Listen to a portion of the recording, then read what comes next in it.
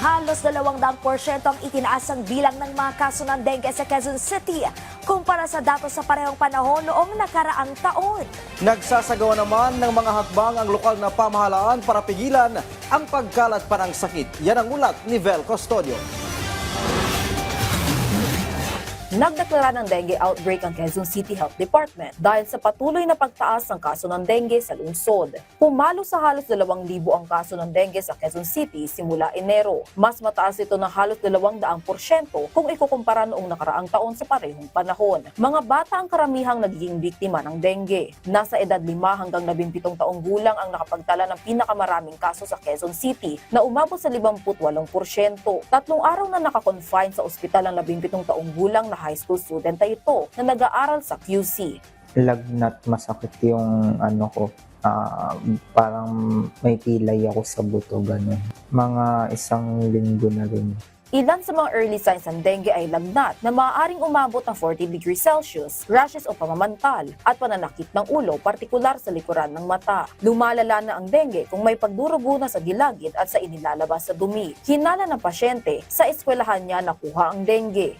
Mga damuhan, mga halaman. Tapos may malapit din na lagoon.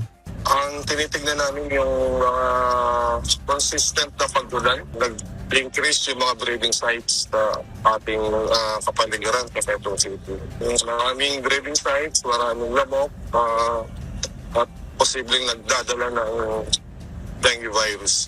Nasa 10, so less than 1% yung case fatality rate.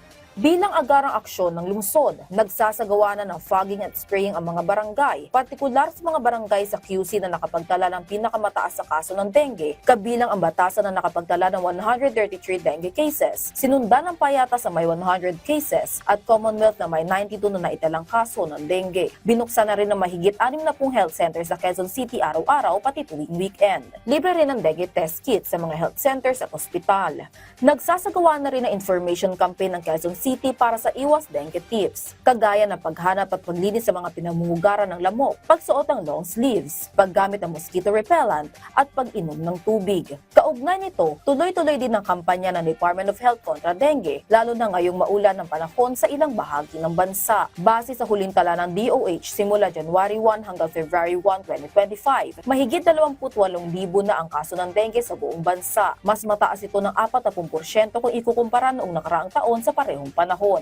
Nagbigay na paalala ang DOH para maiwasan ang dengue. Search and destroy doon sa mga lugar na pwedeng pamahayan ng mga lamok at magiging kitikite na magiging dengue. So lahat ng tubig sa paligid na naiipon, hindi lang yung madumi, no, pati yung malinis. By the way, yung self-protection, yung mga damit nga ho, mahabang manggas, mahabang pantalon, o kaya gumamit ng mga lotion or spray na pangtao, na pangbalat na insect repellent. Payo ng DOH na kumonsulta na agad sa doktor kung sakaling makaramdam ng mga nasabing sintomas. Vel Custodio para sa Pambansang TV sa Bagong Pilipinas.